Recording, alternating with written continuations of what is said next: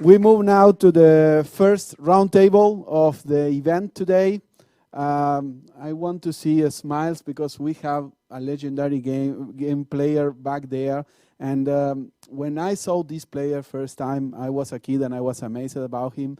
I have a little story. He destroyed my home nation in '94 in the World Cup. Yeah, he beat Argentina. So I was born in there, and now I think Bulgaria is in a sad moment, let's say, because the World Cup is starting very soon, and Bulgaria is with the 179 FIFA nations that is not in Qatar, right? But the discussion today is that there is no World Cup for Bulgaria, but that's not a problem necessarily. We can start discussing today the future of Bulgarian sports, how to overcome this challenge for the next World Cup, and of course, have a thought about how to take the opportunity of this World Cup for the Bulgarian gaming market, for content analysis, for content engagement with different stakeholders. So I invited to the roundtable to Ivan Boyanov, ex-BTV producer and journalist. Please, Ivan, warm welcome. Then, yes, please, allocate yourself. Georgy Pandurov, marketing director of Lokomotiv Plovdiv. Welcome, Georgie. Yeah, okay. And Dani Cerejido, ex-member of La Liga Spain and ex-CEO of Botev Plovdiv, now based in Sofia. Welcome, Daniel. Georgie is missing, or I am counting? Okay, sorry. So, okay, we are the three of us. So, first, do you have microphone both? Yeah, okay. Yeah, so, yeah, okay, great. Yeah. Okay, maybe we can start with you, Ivan, as an experienced TV producer and TV journalist in the Bulgarian market. What the absence of the national team in the World Cup, how that impacts the local market from media and gaming perspective? What is your take on that, and what can you say about the measures that you and other experts in the local industry had taken to mitigate that gap? Yeah, unfortunately, as you mentioned, the Bulgarian football is not at the best state at the moment, especially if we're comparing to almost 30 years ago in the World Cup in 1994 and receiving a golden ball like Stoichkov did in the past. And the fact that the Bulgarian national team is not playing at the Qatar 2022 World Cup has a massive impact on the interest of sports in Bulgaria. But on the other side, I think that many of the Bulgarian fans and the audience is starting to recognize international stars. So we are aware that a very big part of the Bulgarian audience is now focused on international sports. So gamifying the experience is always bringing a bigger fan engagement. For example, with all the apps and the stats, I read in a study that 76% of the fan engagement in the last years has increased. So this is very important when it comes to a major event as the World Cup in Qatar, and with all the technologies and for the fans and the audience to be closer to the players and the stars that, sorry for having the back on you guys, it's really useful, and it's helping more fan engagement and building more trust around the sport as well, because now we have the feeling that the football game and the players are inside our home, inside our cell phones, because just like 20 years ago, it was really difficult to see everything around the football game. You had to go to a stadium to buy a ticket, and nowadays you can just use your mobile device to be part of the game as well. Right. Dani, what is your take on that? I mean, you have international experience in different federations and clubs, and recently you've been the president, the CEO of Botev Plovdiv, right? So what is your take for this question about the absence of the national team in the World Cup? Well, I have to agree with him on the repercussion of, I have to agree with him in the repercussion of the absence of the national team in the World Cup, but this is something that unfortunately the Bulgarians are used to. I also have an anecdote that with Stoichkov, the last match that Bulgaria played in Euro Cup or in World Cup was in 1998 versus Spain. They lost 6-0. And then or 6-1. Who scored the one? Emu Kostadinov is now 55, something like this. And this is the last experience of Bulgaria as in an important international competition. As he mentions, fans are getting used to have interest in different sports and in different countries. When I was in Botev, I was surprised that, yeah, even though people in Botev is very about his club, they always have a second club, either from the Premier League, Liverpool, Manchester United, or from La Liga, Real Madrid or Barcelona, which they follow often. I don't think that we can take much out of this specific left, not going to the World Cup in Qatar, but we can actually plan for the next 8, 12 years how the situation is going to improve. And for these companies like Adesso, digital involvement of the clubs and gamification and fan engagement is really important. Now the situation is really bad. This is what it is. But when it's a very bad situation, there are a lot of points to improve and a lot of opportunities to open in the next years. Just if I can add something up, and it's very important for people in Bulgarian football to realize that there is a new generation that doesn't remember these moments, and we should adjust ourselves to have the fan engagement of the new generation. I think that's a massive problem in general with Bulgarian football clubs and the association, that they're not working on having more fan engagement, and this is why people are engaging with foreign apps and the foreign stars and everything else, building their new heroes. So if we want more fan engagement, we should be able to have a good strategy to build Bulgaria's new football heroes as well.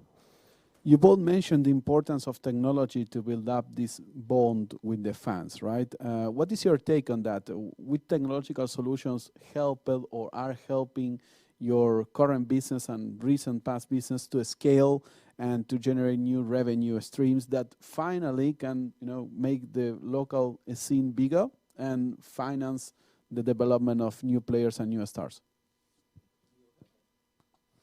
I used to work for 6 years in BTV, which is one of the biggest Bulgarian private channels.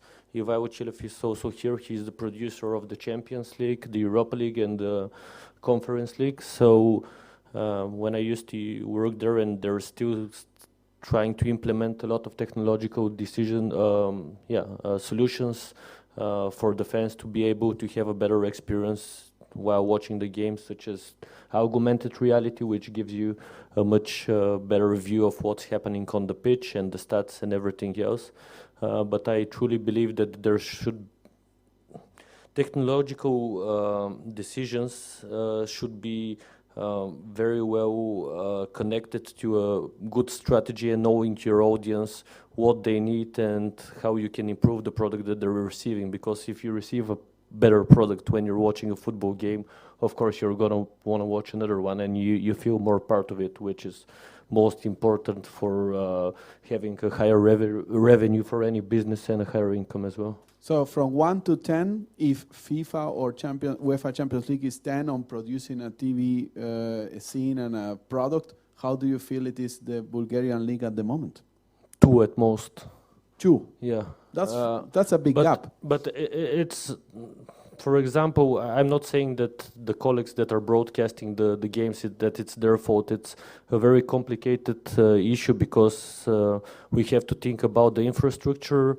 The clubs have to help the media as well, so that the fans can be able to receive a better product. And it's all about the strategy and some rules that are written down that should be applied in every game. But we have a massive problem with the infrastructure in Bulgaria, which is really hard for a lot of the technologies to work. So we have a hardware problem, if I can say it that way as well. Okay. Danny, I mean, from the other side, you experienced it as a club, these problems? I think he's totally right. There is a total gap between the companies that are ready to provide this technology and the clubs that are not ready to use it. And on top of that, there is a huge financial problem into the Bulgarian football. Long time mismanagement, federation, league, club, political. The good thing of being former is that I can say all this stuff now. So the problem is that there is no actual strategy in the clubs, and there is no symbiosis between the digital companies and the clubs. The clubs need right now, or the companies that are providing these services for the club, they need to understand what the clubs need. And some of them, they just need a website. if you are coming into the NFTs and you are coming into the cryptocurrency or organizing internal processes in an SAP way, most of the managers won't even understand what you're talking about. I can say that there are like 5, 6 decent, not special websites in all Bulgarian football, websites. Applications, probably 1. So we have to go to the point that the managing partners of companies, digital companies, understand what really clubs need and what they can pay, of course. This is a shame for me, coming from abroad. This is the country of SiteGround, right? I mean, one of the unicorns in web development. There is so much intelligence beyond technology in Bulgaria. I mean, Bulgarians are working abroad everywhere, and when companies need to use IT services, many times they externalize to Bulgaria. Why sports is lagging that much behind? I mean, what happened from this golden era of Bulgarian football to lag behind, not only in results, because we analyzed that the results were not the most successful recently, but on technological side? What happened? Maybe, Danny, you being inside, you tried to change things. What happened for that? Mismanagement, first. Corruption, second. And a lack of new people willing to stay in the country to change it. You know, everything is a kind of snake that is biting its own tail all the time. And, you know, I have later representations where I can explain, so all these digital companies, bookmakers, the people with capital, with money, they need to take control. And they need to take control by string measurements. There is no sponsorship if I don't take control of the club, if I don't control where my money is going. Because in any case, even though the opportunities are huge, there is no one able to explode them. And, you know, I think there are these 3 main reasons, and we need some years to change that. I tried. I definitely wasn't able. I came with my own bullshit from outside. Abroad, I was in a situation that I could not implement my ideas in the club for several reasons. I misunderstood many things. I understood another ones. So I just decided to leave. I think I can help more from outside. But yeah, there are 3 things that necessarily need to change. Management, second, all the political environment, and corruption. Ivan? Yeah, I'm really sad that a person like you is still not working in a Bulgarian club, because we could benefit a lot of that. And just to add up, I think we stopped in time somewhere around 20 years ago, and we were still there. Bulgaria has the resources in the IT sector, as you mentioned, so we have, if we just want to do it, we can do it in the best way, because the IT guys here are very good. I mean, it's much lower paid than they are abroad, which is a very expensive job to be an IT specialist. And I do honestly agree, because you mentioned one app. I can't think even of the Bulgarian app that is one of the best apps when it comes to gamifying sports are the betting apps in Bulgaria. They're the only one that invest and look for different decisions and make the fans engage more in the game. So maybe, yeah, many football clubs should talk more with the betting companies, not only for taking their money, but actually doing something for being able to engage their fans in the game, which at the end of the day, this is the most important thing. Football generates money by the fans. It's so simple. What is the average occupation of any game in the first and second division? How do we do to attract fans back to these stadiums, which I think is 40,000 capacity here? So are we able to fill out the stands at the moment, or we are also in a painful moment for this in the local league? From my experience, it's a painful moment.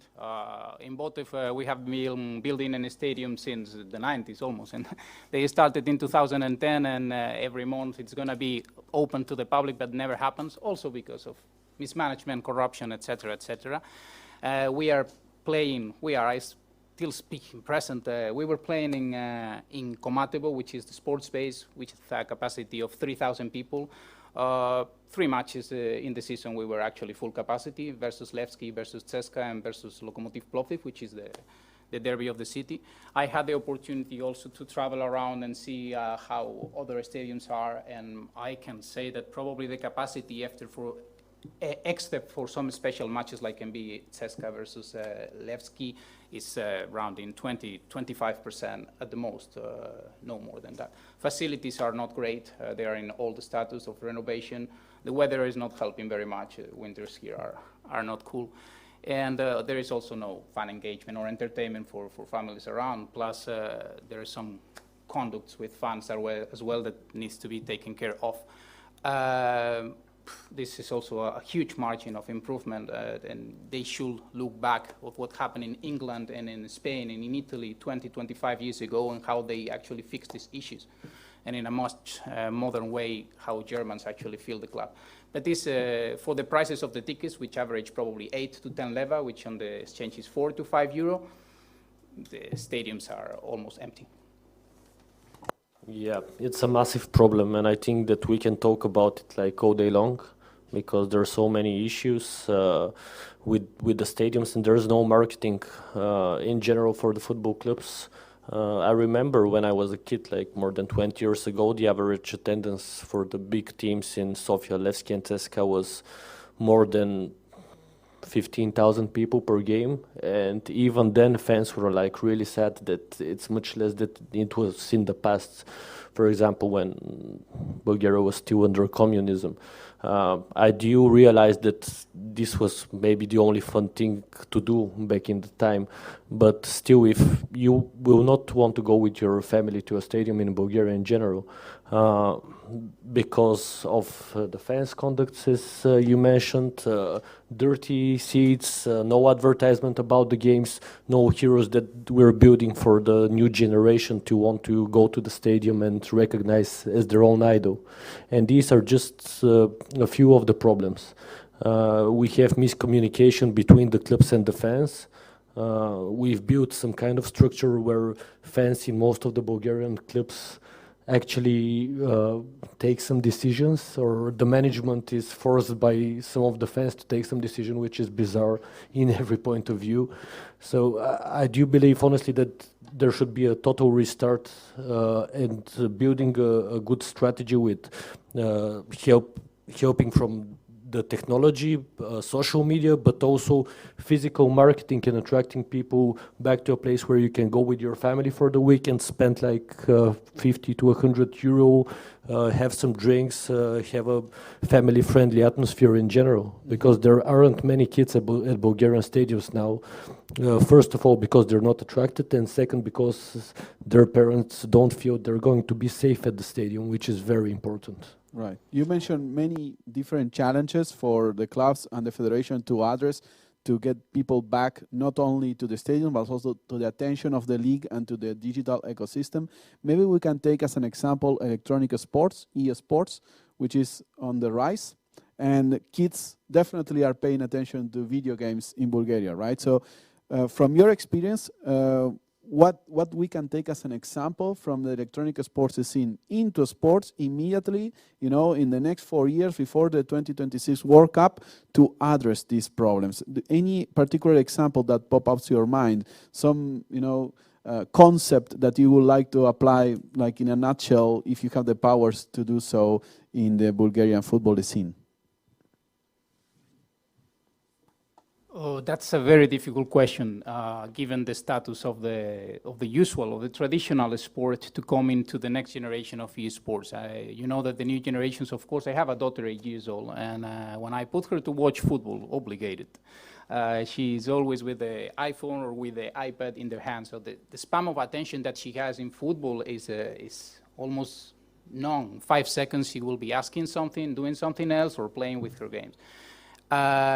This is not esports. It's more just digital fun engagement that we can apply actually to these kids. But I think that we are not still in that phase until a reform is made in the general status of football.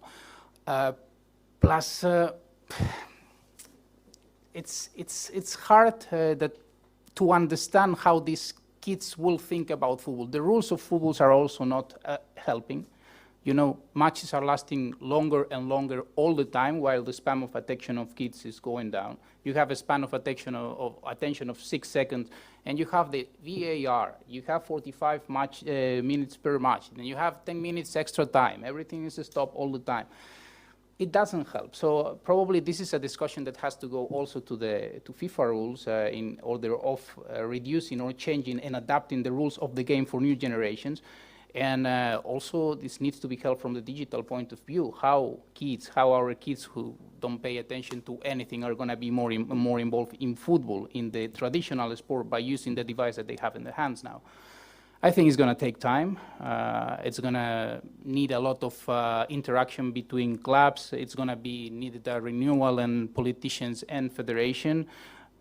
Not the renewal that is coming, but probably a wider renewal. And from a zero point of view, starting from zero, take 15, 20 years. And then if in 20 years things are happening, it's a huge success. Yeah, I'm not a specialist in esports, but I've seen some good practices abroad that might be able to help, but it's again involvement by the clubs, by the federation and everyone else. For example, abroad many clubs make their parallel e-leagues where they can have fan engagements by their sports, Levski Teska, Botev, Lokomotiv. If they build this e-league with professional players that have enough followers on social media, TikTok with a shorter attention span, streaming has become extremely popular when it comes to games in the last decade. So that might be a way for esports to help football as well and the fan engagement of the next generation. Just an idea. But frankly speaking, do you see that possible happening right now in the current structure of Bulgarian football? Implement esports teams in football teams like, PSG or Real Madrid, or taking into account how the management thinks and what are they worried about? We're really far away from that, and because even if the Bulgarian clubs do this, there should be patience in building a new audience, etc., which from my point of view never happens here. We're not patient about everything, about anything. I mean, how long did you get, to implement your ideas when you came here? So it's 15 days after I arrived, they already killed me. Okay. Thank you for the insights and deep knowledge of the scene.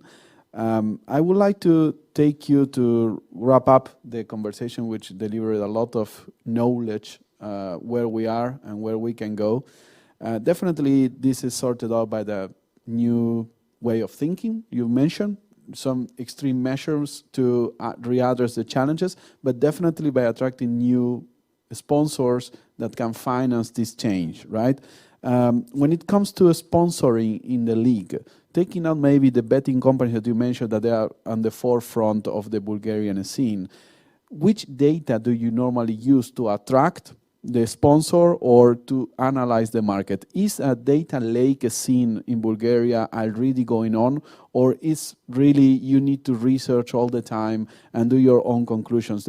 What do you think about that? There is a new market to address, to generate data, to measure the return of investment, to measure marketing impact in the local league? Unfortunately, I think that we're in a really bad shape when it comes to data. So it's usually research and fan-based, just research and how many fans a current club has. But I'm curious as well how the betting companies chooses which clubs accept, if the rumors are right for the political and etc. stuff, how they choose which team to sponsor. But it's, I think 90-something% of the sponsors of Bulgarian clubs are betting companies. I can't think of any other sponsors right now. Danny, how did you try to attract beyond, let's say, the well-known owners of the club that might have a company and they, of course, support it? There is a marketing beyond that? There is a practice, a process? At a local level, there is no such a thing of measurement, KPIs, etc., etc. When I arrived to Bulgaria, mistakenly, I actually took from abroad and from a bigger league league, the better practices that I was working with, but that doesn't work in a local environment like I was working in, which is Plovdiv. I cannot talk about Levski, CSKA, or the big teams in the capital. I can talk about myself and the team where, when I took it in Plovdiv, we didn't have any absolute data CRM system. We didn't even have emails when I arrived there for the football players. It was totally deficient in terms of data.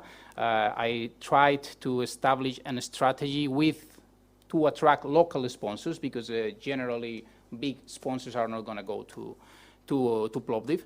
And this was our main strategy. So to answer to your question about data lakes, I don't think they exist at all so far. So. In any other industry that you ask, they will say the most basic thing is to have a web, an email, and a CRM, right? I mean, if you don't know who is in your CRM, then you have no idea who is your customer.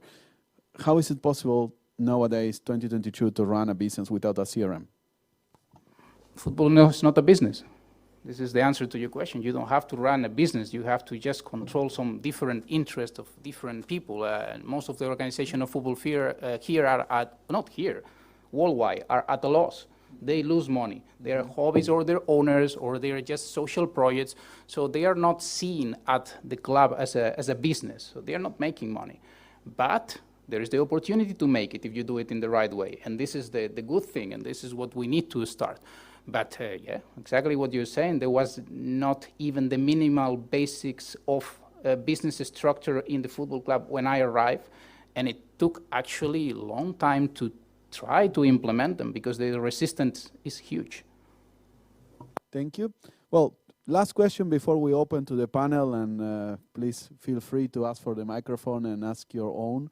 How do you see the World Cup? Who is going to win it? Who is your favorite? Who you cheer for? Which prediction can you make? And finally, how that connects somehow with the Bulgarian fan? What do you think is the opportunity in the next month to relate to them from the World Cup? Well, I'm Spanish. I don't think Spain is a favorite to win the World Cup. I wish them well. I think being the last World Cup of Messi, I think he is going to push for Argentina to be finally winning the World Cup with him in the team. I think there are 2 or 3 favorites: Brazil, as always, Argentina, and I will say France. But you know, Benzema is not doing really well lately, so probably it's going to be a problem for the team to have Benzema inside in the side. So, if I have to bet, actually, about bookmaking, I will bet for Argentina. I also believe that Argentina has a great chance now, especially with probably being Messi's last World Cup. We'll see if it's Ronaldo's last World Cup. Depends on his shape. But I do honestly think, I was talking with some friends the other day, that Germany is a strong favorite, even though they're putting them lower than Brazil, Argentina, France, even England. But we should never underestimate Germany. They have a great coach. But up to the engagement of the Bulgarian fans, I think it's going to be a bit lower than other World Cups, because it's a very, very strange World Cups in all terms, in a very strange period of the year, and in strange, the timetable of the games is strange, so many people are going to be working. But I don't think that there is going to be a big difference than last World Cups. Maybe the fan engagement is going to grow because of the technology and all the apps that people are sitting on, playing fantasy leagues or betting between each other. That's something that's become massive in the last years, having this race between friends, even with applications like X My Score or whatever it was called. So yeah. Okay. Well, thank you. Questions? Anyone wants to ask anything about the engagement on the gaming scene, football, with the expertise of Ivan and Daniel? Yeah, it's time to do it. Yeah. Yep, I think that you're aware that there is a new movie on Netflix called FIFA Uncovered, and it's quite open about what is happening behind the scenes. And my question is, does this openness actually helping the football engagement or not?